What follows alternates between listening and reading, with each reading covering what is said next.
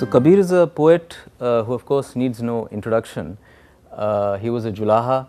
He was a caste that was treated with some contempt by others.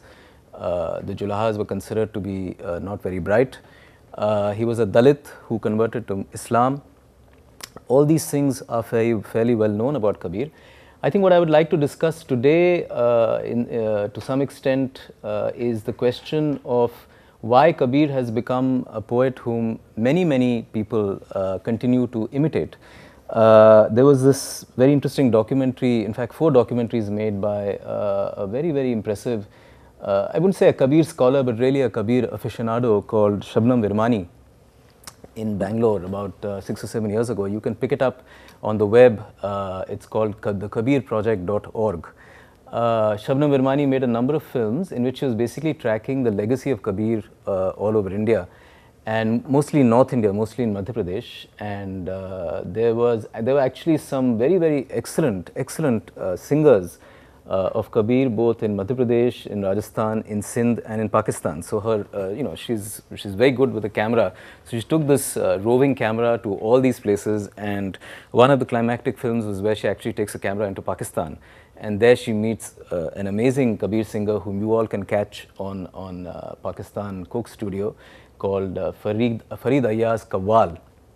And the most interesting thing, of course, is that not only did she go to places where mehfils of Kabir were happening, that is to say well-known poems of Kabir were being sung and so on, but when she went to remote villages in Rajasthan, very remote villages where actually there was just one hamlet or something like that, the camera would suddenly pan and she would point it at a very old person, and that old person would start reciting a Kabir poem.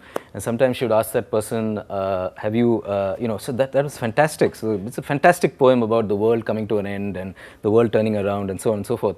And then she asked the person, where did you learn this poem? So the very old man, usually about 98 years old, the old man says, I just wrote it. Right? So there is this, and of course the poem, all these Kabir poems which people have been writing for 500 years end with Kahat Kabir, right? So the very interesting question that the Kabir corpus, let's call it. So we don't know who this Kabir was. There was some amazing weaver who lived outside Banaras who started this way of thinking, this way of chanting poetry, which just caught on, and we only know that the earliest versions of the Guru Granth Sahib, known as the Mohan Pothis, contain about 51 or 52 poems, which you might say were written by one person. Now this is a very complicated thing. Now how do you decide that?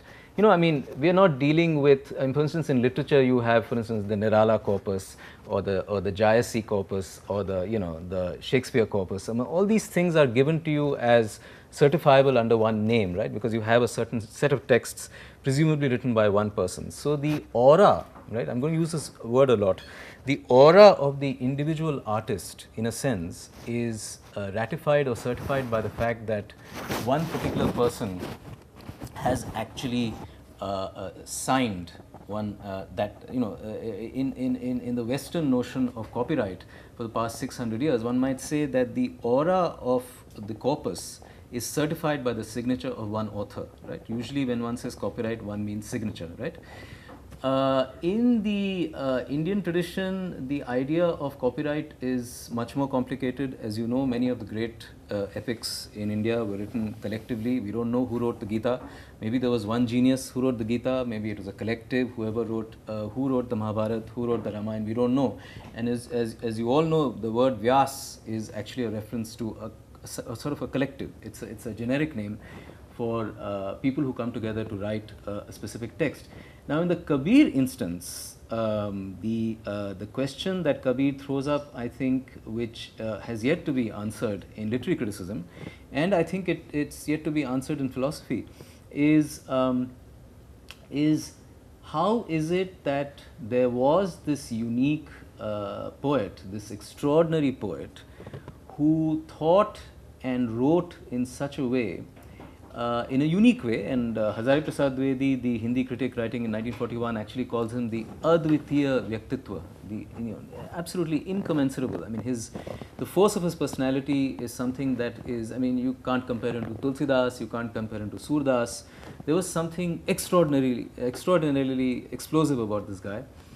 But how is it that Kabir imparts to the generations coming after him the gift of poesy, right? So this is of course something that you see in other traditions also. In the Marathi tradition also, you find that not only is Tukaram writing a poem, but Tukaram's wife is writing a poem, Tukaram's cousin is writing a poem, the entire family is writing poems. But not all the poems are countersigned Tukaram. Tukamhane is only used by Tukaram, right? Whereas in the instance of Kabir, there is the unique situation where the poems originate presumably from one great, extraordinary personality in Banaras, but they then migrate through roving bands of singers and singers accompanied by scribes, who actually write the poems down. The poems go to Rajasthan, and the Rajasthani Kabir, the Dadupanthi Kabir, is a Kabir whom you read in school, right? Mrig Dhunde, and all those kinds of poems which you know. Then Kabir moves to Bihar, and the Bihari Kabir is a very different kind of Kabir. There are 2 or 3 kinds of Bihari Kabirs, and the Bihari Kabir is somebody who is actually much closer to the Nathpanthi tradition, to the Tantric tradition. There are all these notions of turning your mind around, right? Turning your mind around. There is a kind of a yogic idea there. And the Kabir Panthis in Bihar are much more institutionalized. You might say that they're actually Mahants, so there's an element of religious institutionalization in Bihar. And by the time, of course, that the Kabir poems hit Bengal, then you have what one might call the Baulization of Kabir, right? So when Amartya Sen's father, Kshiti Mohan Sen, he was working with Tagore in the 20s and 30s, when they put together a collection of four volumes of Kabir poems. Now, these were all the Baul songs, right, of Kabir. By that time, you have Sufistic influences, because Bengal, having been under Islamic rule for many generations, the Sufi Kabir. So the Kabir that you finally hear in Bengal, right, is the Kabir who in fact has been completely suffused with Sufi elements. So if you like, if you want to look at the trajectory of these poems, and remember these poems are growing, so by the time you get to Bengal, you have 4,000 poems, beginning with the original 51 poems in Banaras. Now the Banarsi poems sound, by the time they enter into the Mohan Pothis, they sound like a combination of Punjabi and so on. They sound very Punjabi. A lot of the words that have been used are actually Punjabi. And most of the poems of the original, suppose there was some such person called Kabir, the original poems are very simple, very simple poems. Mostly these poems are about having found Ram. And the Ram of this particular Kabir is not the Ram of the Ramayana, right? This is the Ram, this is absolutely nothing to do with Ramchandra Bhagwan and Sita and that story. But it's really the Ram, so it's not a Vaishnav Ram, it's a Ram that you find in your antari, in your interiority, right? So the discovery of this interior Ram, right? And he calls it Ram because Ram is a name that's around. He could have called it Krishna also. He could have given it various different names. But this Ram that is in the inner world is something that this Kabir of Banaras discovered. And every single poem is merely the celebration of the fact of the incontrovertible event of the having come into his inner being of Ram. So it's a celebration of Ram, and the language used to celebrate the coming of Ram could be Vaishnav language. It could be compared to Krishna, the bridegroom, and so on. But fundamentally, the Ram is an inner Ram, a Nirgun Ram, a Ram without attributes, and it is fundamentally a philosophical or an intellectual insight that the person is having. But of course, the intellectual or philosophical insight is had with all the kinds of ras that one associates with Krishna or Ram worship, right? Ram Bhakti, Krishna Bhakti mein jo ras dekhne ko milta hai ya anubhav hota hai, that's exactly there also in the Kabir tradition, except that this is a Nirgun Kabir, right? This is a Nirgun Ram. So by the time you get to Rajasthan and Bihar, various things are happening. In Rajasthan, you have a slightly more Vaishnav Kabir who is in place. Many more poems are written. By the time you get to Bihar, you have a kind of a Tantra influenced Kabir who is basically enabling people to imagine the world turned upside down, right? Instead of the lion pouncing on the deer, you have the deer pouncing on the lion, right? And the imagining what happens if you turn the world around, if you turn your body around, if you turn your soul around. These extraordinary, physiognomic changes, that is what the Bijak of Kabir talks about, the Bihari Bijak talks about. And by the time you get to the Bauls, then you have, of course, I think you're probably more familiar with the Sufi Kabir than you are with the Banarasi Kabir, with the Kabir of the Mohan Pothis.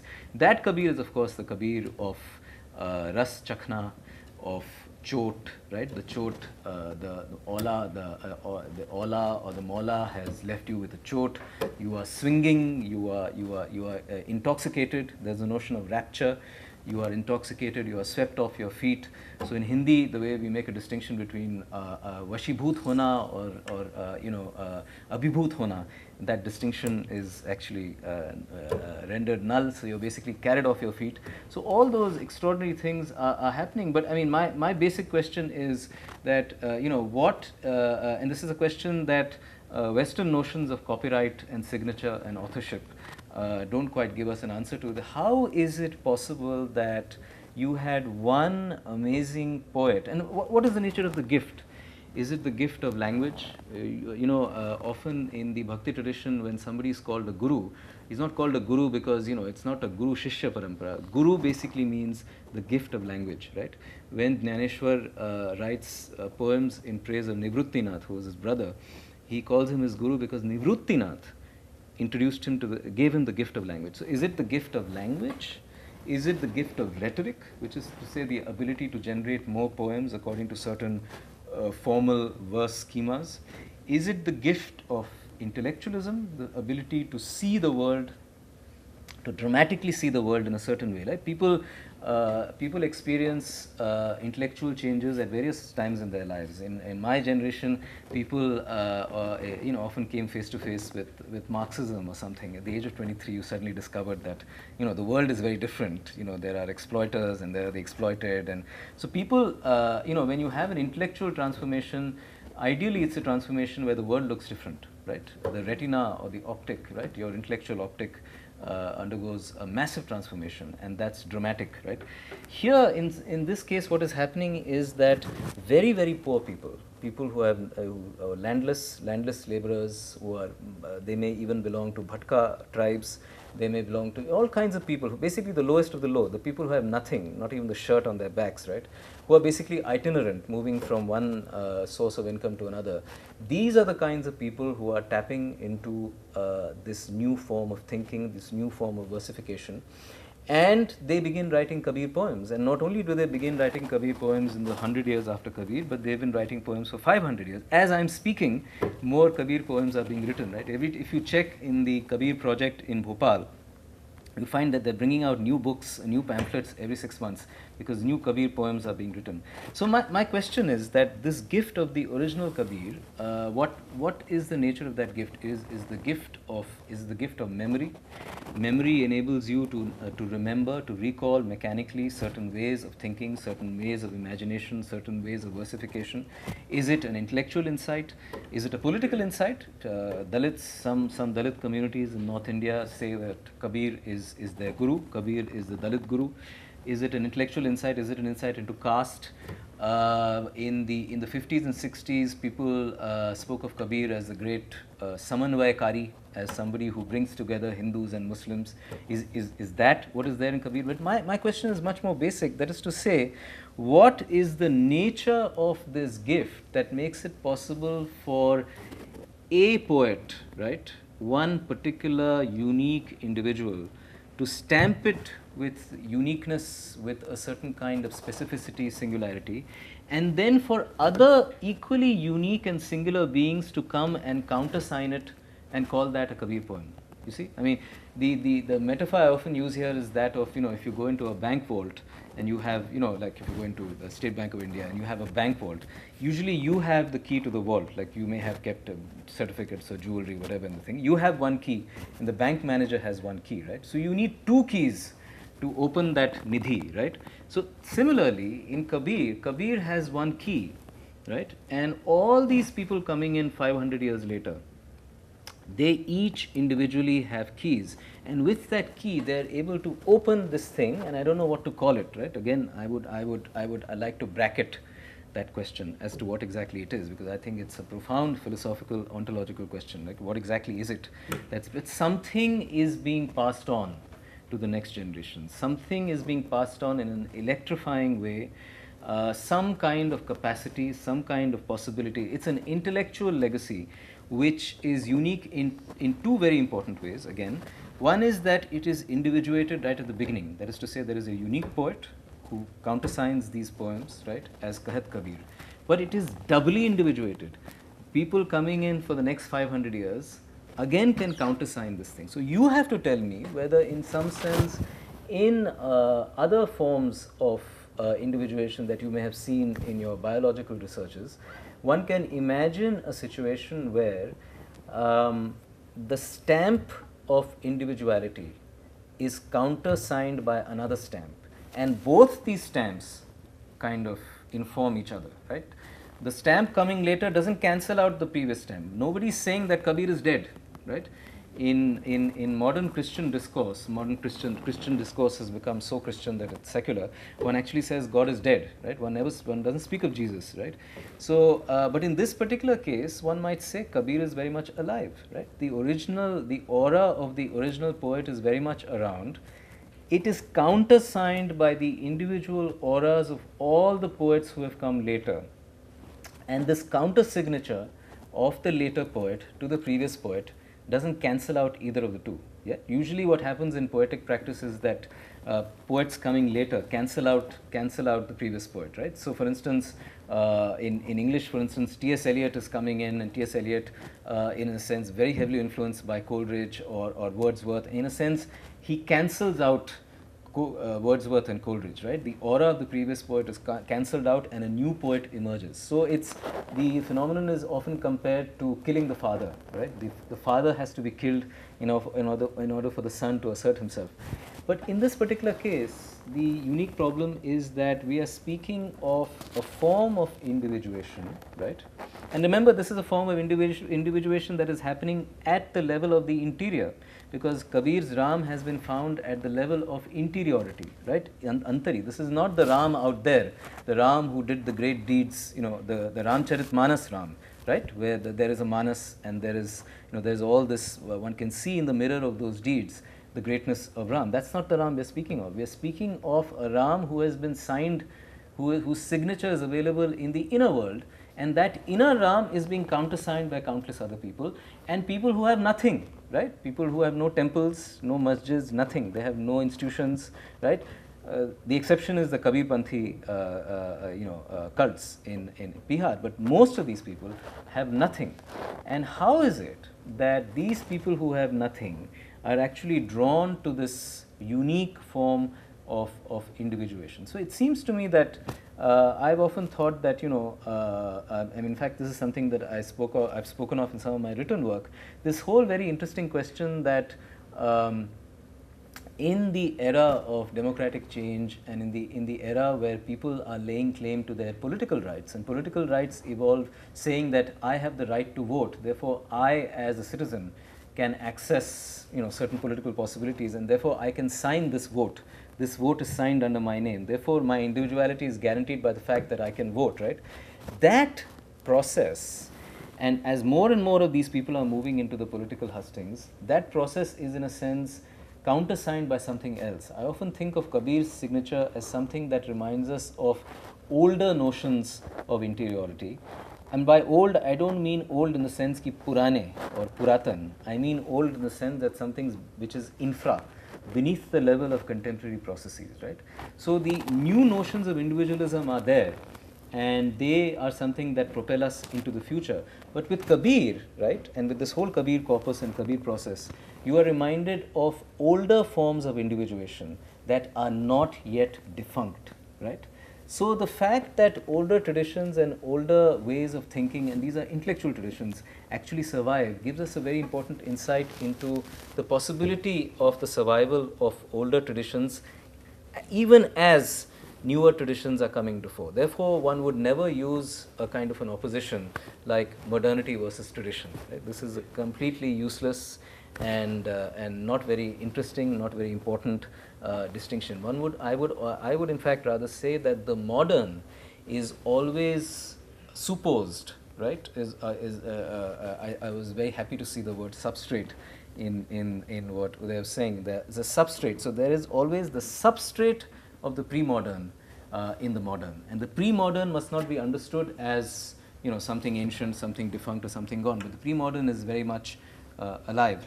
And finally, I mean, if you are interested in these kinds of issues, if you're familiar with the Hindi language, there was a scholar called Ramchandra Shukla, perhaps the greatest Hindi philosopher ever, who actually had a very interesting way of referring to this problem, and he called it. He had this standard word in Hindi which he sort of used very often, which was called for individualism, which he called Vyakti Vaichitryavad, right? Vyakti. Now, Vyakti is very interestingly individuation. Vyakti basically means that which is individuated, right? Vyakti doesn't mean person, right? But we always speak of it as person, right? So, Vyakti Vaichitryavad is actually a very good Hindi word for this problem, which is to say, how is it that something that individuates itself, and by that I mean something that signs itself as unique, singular, inemulable, right? Advitiya, something that cannot be copied. It's not part of the kind of pop culture thing where you copy a Campbell can and you can have various copies of it. But in fact, something that is unique, nonetheless, gives itself to be copied by others, right? So something that is uniquely individuated is nonetheless, can be furthered, can be emulated, can be moved on. So the signature and counter signature, individuation and double individuation, right? Original and a copy that is actually the original, right? So these kinds of theoretical and philosophical issues make you think that in the medieval period, that is to say, when Kabir was writing around 1500 AD, or what we call the Common Era. In that particular period, issues of individuation, individuality, antari and bahar, and all these were thought of with a level of sophistication and a level of insight and a level of accessibility, right? Since our project today is also about making knowledge accessible, a level of accessibility which is unthinkable today, right? And so finally, I mean, I think it's a question of trying to push the whole Kabir corpus and the Kabir way of thinking to actually beginning to imagine what it means for memory systems to be inherited by future generations, right? Kabir is in a sense giving you the gift of memory, and I would like to know from you all, what has happened to memory today? Have we outsourced it to gadgets, or where exactly? What is the state of memory today? I don't think it's that bleak a situation. I think interesting things are happening to memory. Memory is being worked through distraction and so on. But the idea that the medievals had, and these are not great pundits or great scholars, but these are everyday people. The idea that they had was that memory, in the way it retains traces of individuation, can actually be passed on to future generations. And this is an amazing pedagogic and educational insight, which I think we need to tap into.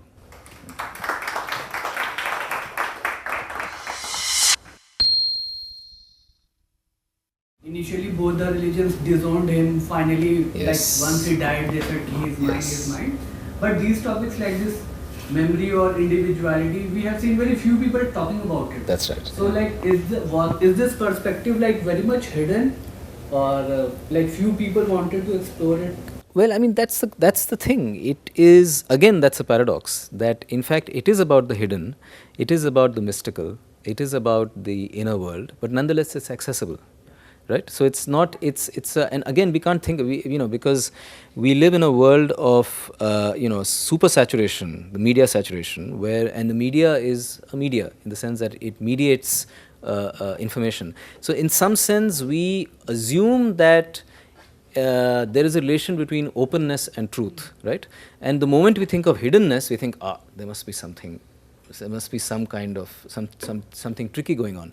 So, in some sense, these are all, what you were saying about Hindu-Muslim unity, and all, those are all stories and myths and interpretations and readings that have come later. I'm not discounting them, because they're actually very, very important. What you call the hagiographic corpus, where the story of a saint becomes important. Those are part of the story. And this story is one of the most interesting stories, where I'm sure all of you know that this is there in one of the later hagiographies, where Kabir dies, and people hurriedly go to his house to pick up his body. And this is very interesting, like a fly stored in amber. Hagiographic stories sometimes contain a kind of a kernel, which is very, very important. What the story tells you is that there was no body, right? And instead of a body, there was a pile of flowers. And that is an extraordinary insight, because basically what the story is saying is that there is a link immediately between the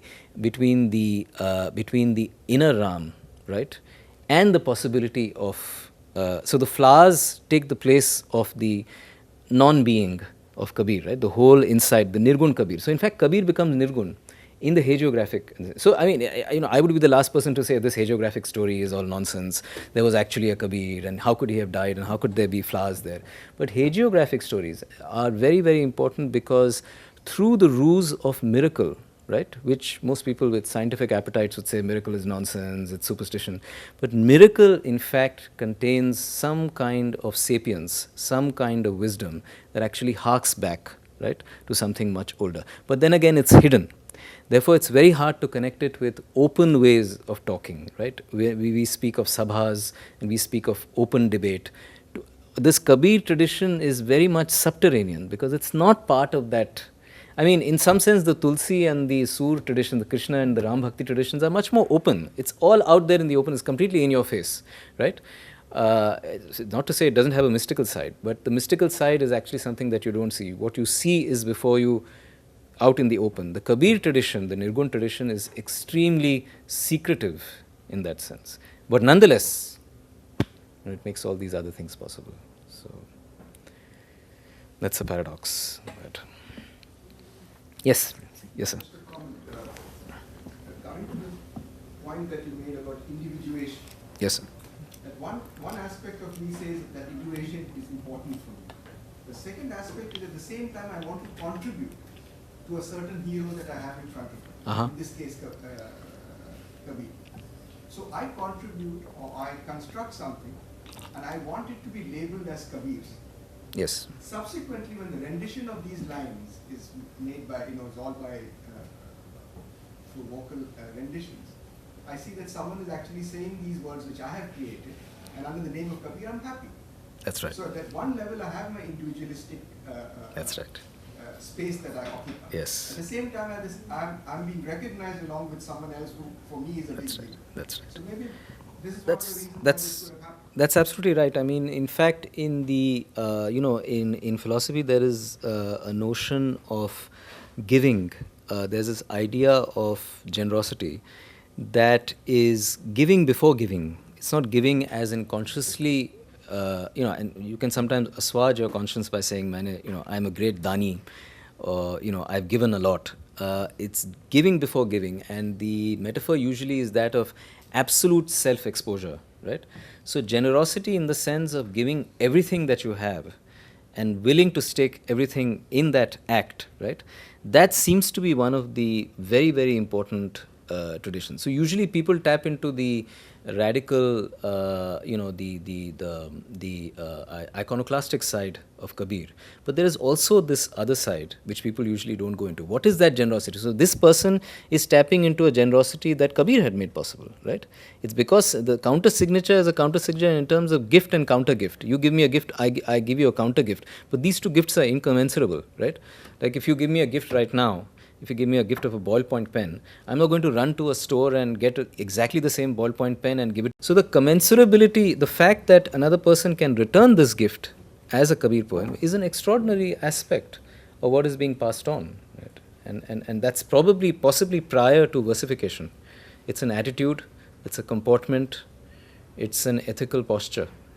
I don't know what else to call it. It's a philosophy. It's a philosophy. Just one other comment. Yeah, sure. The movement of the so-called, Kabir, I would like to call it the Kabir movement from the east, Sure. the west to the east. Sure. Actually, the tradition of rendition changes and the connectivity changes.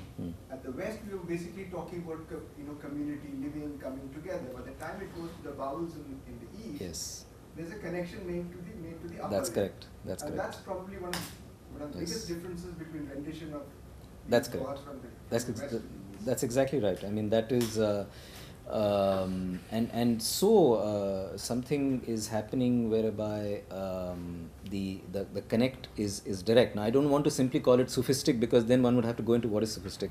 There is a very, very strong way in which the connection becomes direct, and therefore the more communitarian aspects of the other side of it. And more importantly, the period in which this was rendered. That's right. That's right. So that is a fascinating story in itself. And by the way, I mean, just a very quick point that the modern history of studies of Kabir begins actually from the other end, because it was under Tagore's general presence that Kshiti Mohan Sen put together those 4 volumes, and then Hazari Prasad Dwivedi was there in Shantiniketan at that time. He wrote a book on Kabir, and so it starts from there. And it's only in the last 15 years, there's this person called Gurinder Maan, who actually studied the Mohan Pothis. So it's only in the last 15 years that the story has come to the origin, and that Harvard University Press published his book on this thing. But the actual study of the Mohan Pothis only happened recently. So it's been a long process that has lasted an entire century, where it started in Bengal under Tagore, and it's now come to the original Guru Granth Sahib. So. Can we just hump on a battery or change canals? Just a few seconds. From a group in which they had a culture or a tradition in which if you have to belong to our group, you have to have a set of rules as a guiding line. And it's like if I frown from the side like an organism and I subject it to an environmental condition, no matter the generation I pass it through, it's most likely the organism would behave the same. In the ancient Indian tradition, there are various radical, rational sects that basically do not believe in the Vedas, don't believe in the Upanishads, and so on, don't believe in what in modern times is called scripture. This is not exactly of that kind, in the sense that there isn't a regular succession or hand-me-down of passing the baton of a specific message, right? The message is being actually picked up variously, right? So in Rajasthan, it's a Vaishnav Kabir. In Bihar, it's a more Tantra, it's a much more mystical kind of Kabir. And by the time you get to Bengal, there are strong Sufi elements. So there is this constant working through. So there's no single message, and that's the paradox, right? It's not. I mean, are you from Africa by any chance? What, West Africa? Yeah. Oh, excellent. So you know Ali Farka Touré and that Mali tradition, the griot. Yeah. So that, I mean, it's a lot of research has to be done with regard to. To cut a long story short, this whole idea that when people have rhetorical structures in their head, are they following what is known as the oral formulaic, right? Like Homer was simply a bard who could go from place to place and recite the Iliad and the Odyssey because he had the whole thing in his head, right. It is called the oral formulaic, the whole thing was in his head. In this case, what exactly is being imparted? Because it is not as though exactly the same poem is being imparted, right. People are writing poems which are similar sounding with the same signature. So, it is not as though there is one formula, that is why I never use the word formula, right. Otherwise, you would have had one formula and that formula is simply being reproduced. It is not a formula either. So, it is not the oral formulaic. So, it is very similar to the movement of orality in West Africa, right. It's basically like a tree exfoliating, right. It is not a simple a tree simply growing in one direction. So, how to understand that exfoliation, and we do not have the philosophical or literary critical terms to understand this, right. And I think West Africa is the best, because I mean again we are not speaking of just one great poet, right. We are speaking of a poet and many other people coming after him. So, how to understand that? Yeah, I mean, then do we just say there are mystic elements? Yes. Yeah. Sporadically? Yes. I mean, manifesting itself? Yes. Yes. In different bodies? That's correct. Different time? That's correct. Carrying singular message? Yes. Is Yes. that the summary? What is it? Well, if you mean by mystic the counter signature of the inner message, yes. But mystic in the sense of supernatural, I don't know. Yes, Yeah, mystic yeah, is something we can yeah, see. yeah, exactly. It is. I mean, that's why it's such a for the in the early 20th century, people thought this is all nonsense, because in Ram Bhakti and Krishna Bhakti, you could see strong currents of action in the real world, action against demons and so on. So, people who wanted to rouse the general population to take action against our then demons, which is the white man, you could actually say that Ram against Ravan is like us against the white man. So, you could make those kinds of things openly, because in these texts, but with Kabir you could not, because Kabir is simply saying there is this inner Ram, there is no demon, there is no antagonism, right, where there is this massive. So, you can't do, therefore, it is not an epic, it is an inner epic, right, it is not an outer epic, it is an inner epic. And the body and the physiognomy there is an entire map of the soul where all these epic transitions are happening, but there is no Lanka and Ravan and all that kind of stuff, which is much more openly accessible to the senses, right. So, yes, Uday. So in this previous question, you were talking about a sort of formulaic way of looking at it, which you're saying that Kabir's tradition does not seem to follow. But can I argue that at a meta level there is a formula?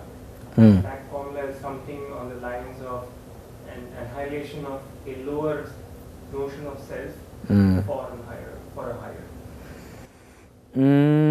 I would say that I would bracket two of the words you used, which is of self, because I don't know what that is, and also the notion of the self is something that is extremely Arbachin, that is to say very modern, and so I am not sure I would use that, but certainly annihilation is very, very important, because the connection to annihilation or extinction is very, very important. Therefore, there is actually a strong parallel with Buddhist thought. So there is so the Ram enables you to in fact extinguish your desires in a very simple, so that there is definitely that element of annihilation.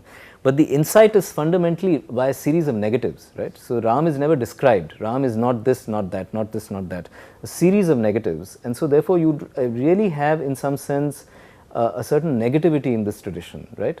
So therefore I would not use the word self. Although of course, if you go to the bookshops, Kabir is next to Rumi, who is next to Hafiz, who is next to Osho, right. So all self-help books, Kabir is part of that line of self-help spirituality. But really it is very hard to, because I would not say that Antari or Antartam, right, is the same thing as selfhood, right. It is where the self is lost, it is where selfhood is actually extinguished or lost, and you have to have the guts or the courage to enter into a scene where the self is slowly receding, right, and that is very dangerous, and most people do not want to get into that, because in Ram and Krishna you have, and I am saying this with admiration, because particularly in the Krishna tradition, you have the most, in the Chaitanya tradition, you have the most extraordinary universalizations of Krishna going around, right. I mean, by that time Vishnu is equal to Brahma, So when you see Krishna in the lions or the baby Krishna, that's the universe in motion, right? But in Kabir you can't say all those grand things, right? It's much more chota sa, little bit, something happening inside you. So it's certainly extremely difficult to define what you mean by self, but there is a notion of self. There is I would say it is a point of reflexivity. Something gestures to itself. In gesturing to itself, it is a reflex. That reflex is the self, but it's not the self. Okay, like, is this me? Is this bottle me? Or is this alienated from me? You can't ask those kinds of questions. So. Hi. You were saying that there are some parallels with Buddhist thought. Yeah. How, and you've been comparing it with the Bhakti movement and the thought of that period. How does it compare to Vedantic thought? So because Vedantic thought is also, it has parallels with Buddhist thought to some extent, and there is a strong notion of, rejection the and Atman, this sort of this all-pervasive self. So how would you, I mean, in some manner, what Kabir talks about is very elusive, nirgun, I don't know what word to use, but this annihilation, right? Right. It seems to be somehow related to this idea of Atman. Would you? With that, I mean, one have to go. It's a very long story. Exactly where, because my sense is that Shankaracharya is responding to Nagarjuna. He's responding to Buddhist thought, and so there are many things. But I mean, the other thing one should know is that one is not, Kabir is completely eclectic. If you look at each and every word that Kabir or concept that Kabir is using, it's taken from somewhere else, right? He's a pakka pop artist in that sense, who's taking his ideas from elsewhere. So, and which is not such a big deal, as you know. Shakespeare borrowed most of his plots anyway. It's not a question of originality, but the point is that he uses Vedantic language a lot, right? And he uses sophistic. I mean, when you go to, by the time you get to Bengal, a lot of Sufi terms and categories are being used. The only difference, I would say, I mean, the gestures are similar, and I don't have to tell you that Buddhism and Vedanta are also locked into each other, right? Shankaracharya was considered to be a crypto-Buddhist, and so on. And so they're locked into each other. I'm not too sure whether you can really prize them apart. But in some sense, I would say that if in Vedanta there is this idea of Brahma as a spectral illumination of the truth, in a much larger and grandiose sense, here the illumination is much more minimal, right? It's the inner Brahma who is being found. This is not, there isn't this sense of a cosmological insight, right, where all of creation is Brahma, right? And that kind of equation that you see in the Vaishnava tradition, with Prahlad onwards, there is an equation, Vishnu is equal to Brahma, right? That kind of equation you don't see in Kabir. Kabir is not saying Ram is equal to Brahma, right? And that non-equation is precisely why Kabir is not Hindu in the high Hindu sense, right? Then people start saying, is he Muslim, or maybe is he Dalit and therefore not high Hindu? It's a very complicated thing. Is up for grabs, right? So the fact that Ram is not equal to Brahma is a very, very difficult and interesting problem. So, and problematic in the other sense of the word. Thank you. Thank you very much.